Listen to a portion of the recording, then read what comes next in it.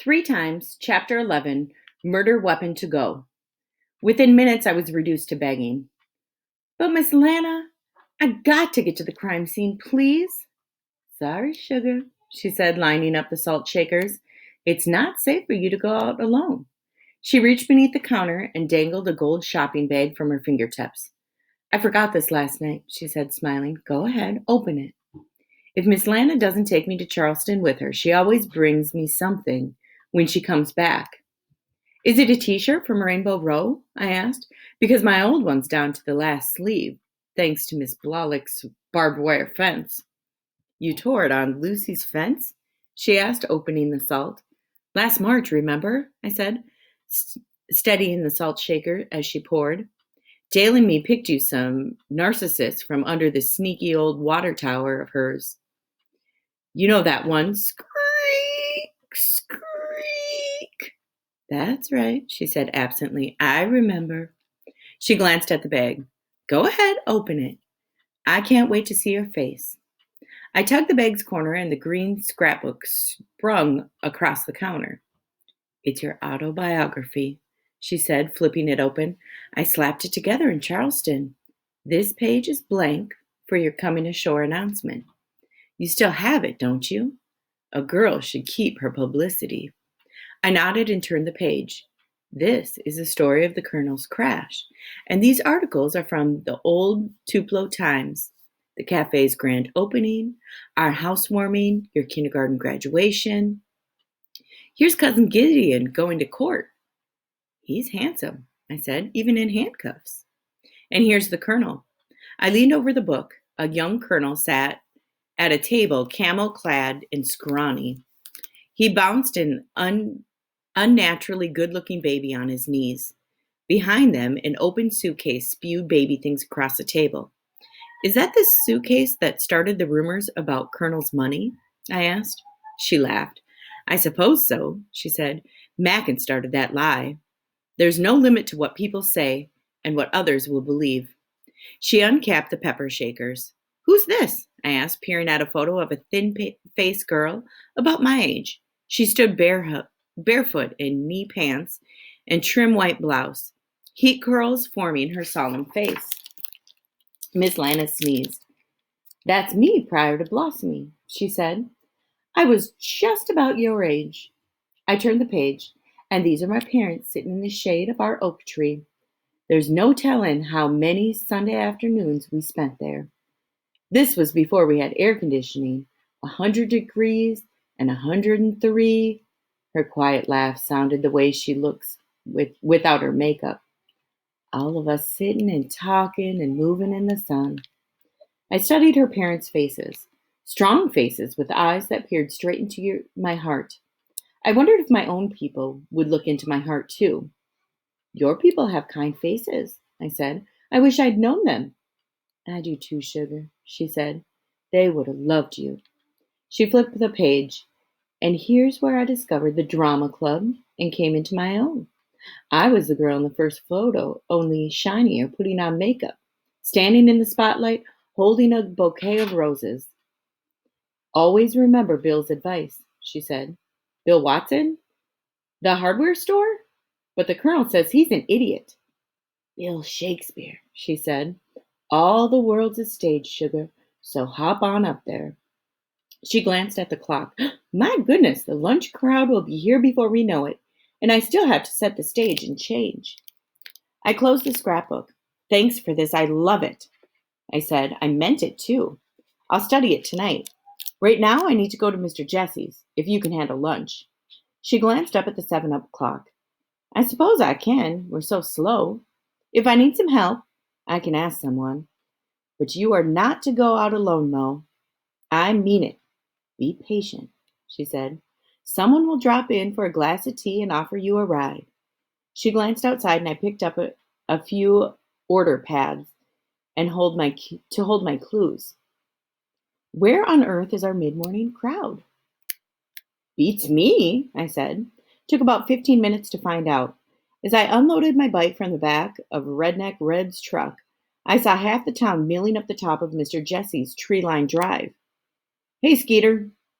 This is my companion here. Is my companion here yet? I asked, looking toward Mr. Jesse's house. Skeeter nodded. Star and two plainclothes cops, a young guy and a dark-haired woman of undetermined age. Skeeter has a good eye for detail. They've been in there about an hour, and to the best of my knowledge. I surveyed the crowd. The cafe's customers stood in dwindling patches of shade, asking questions, making up answers, and passing them along as facts. Star says he'll arrest anybody that crosses his crime scene tape, Skeeter added. Sal darted out of the crowd with 2 bottles of icy water and handed one to Skeeter. Hey, Mo, she smiled, her gray eyes shy and hopeful. Where's Dale? Grounded, I said, maybe for life.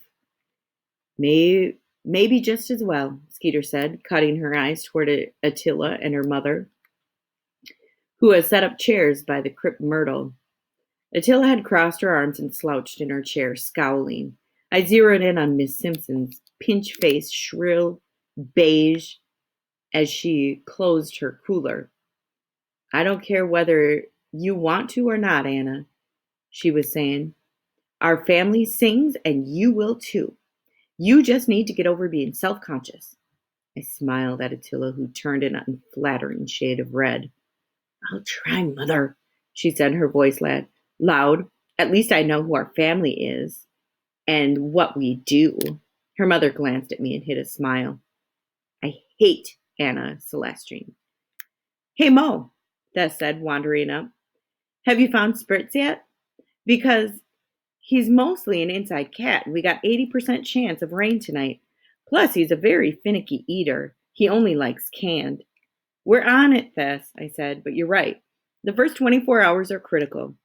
He nodded and wandered back into the crowd. I scanned the rambling drive. Mr. Jesse's old Tahoe had crushed the gravel to silvery gray dust. Grass crept hungry and thin along the path's ragged center line. Star's stark yellow crime scene tape looked out of place stretching across the drive, meandering through the pines. How far does the tape go? I asked. All the way around Mr. Jesse's down the creek? That's alleged, Skeeter said quickly. I ain't seen it myself. In North Carolina, waterways belong to the people, which is probably why they stopped at the creek. I nodded, but it was news to me. It's almost dinner time, Sal said, easing into the shade. Are y'all cater out here? Folks won't want to leave until Star heads out. That's right, Skeeter said. They'll be hungrier for information than for Miss Lana's special. An idea sat before me, fat and sassy as Thad's brainless cat. Sure, I can cater a crowd this big. I grinned. You two want a free lunch? Skeeter's eyes became guarded. I don't know. I'm not personally hungry. Skeeter's negotiation skills are legendary. It's not so much a free lunch. I'm offering it as a Wonder Bread retainer of sorts, I said, and she perked up. I handed them order pads from my bike basket. Canned drinks and burgers only, fries if they beg, $1 per item. Take the orders to Miss Lana, and I'll handle it from there. If I ain't back with the eats by 12:30, tell them the cater's been canceled and they have to go to the cafe. Deal, Sal said as the orange cat slunk out from the underbrush, pale gray feathers stuck to his round face. Somehow he didn't look like a finicky eater to me. Hey, Thess, here's your cat, I called, courtesy of Desperado Detectives. I pushed off and pedaled down the zigzag highway to keep in the shade as I raced the length of Mr. Jesse's property. I ditched my bike in a ramble of honeysuckle by the creek, tucked my last order pad into my pocket, doubled my plain sneakers, and scanned the bank of water moccasins. The warm water crept to my knees as my foot sank in the soft creek bed. I stepped forward, mud slushing at my shoes. Slipping past the bay tree where Star had tied his crime tape, I headed for the bend just below Mr. Jesse's.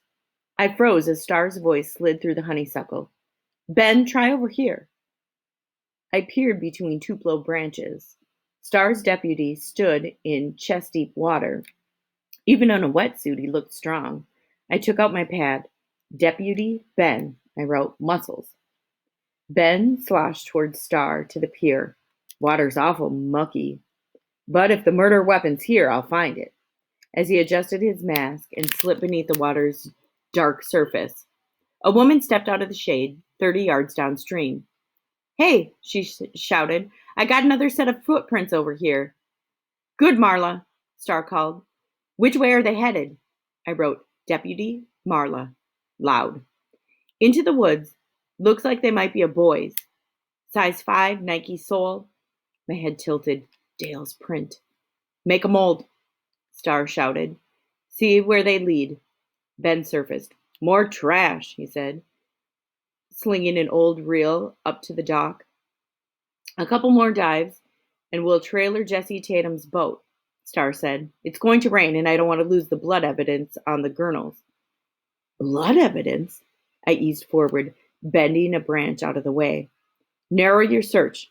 For the blood to splatter this way, he would have been hit like this," Star said, swinging his fist. "If the weapon flew out of his hand, it would be over there." "Where? I couldn't see." I eased forward. Snap! The branch broke. Star reached for his pistol. "You!" he barked, aiming about 10 feet left. "Put your hands where I can see him and come out now." I turned around and my foot snagged. I slattered and splashed sideways.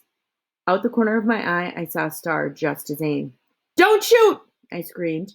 I threw my arms wide for balance. My order pad flew out of my hands and fell into a perfect black flop. The creek closed around me, swallowing the sun. I reached back to the thick creek bottom and pushed off. "Don't shoot!" I wheezed, raising one hand. "It's Mo!" I cried, wiping the mud from my eyes. "I'm a possible orphan. Don't shoot." "Hold your fire," Star bellowed. "It's the kid from the diner." I yanked at the root that tripped me. Then I made the find of the century. It was no root. It was Mr. Jesse's oar. And the water was glistening at a splintered blade. Or were those bloodstains? A Star splashed to me. "Mo LeBlanc, what are you doing at my crime scene?" I smoothed my shirt and grabbed the soggy clue pad and drifted back. "Good day, detective," I said, keeping my voice professional as I pushed the oar toward him. "Here's your murder weapon." He grabbed the oar. "What the?" "Mr. Jesse's oar," I said. "He carved the handle last winter to fit his hands." I stood up straight, pen poised, the way Miss Lana taught me. "Welcome to our cafe's cater division," I said. "Have you made your luncheon selection? Or do you need more time?"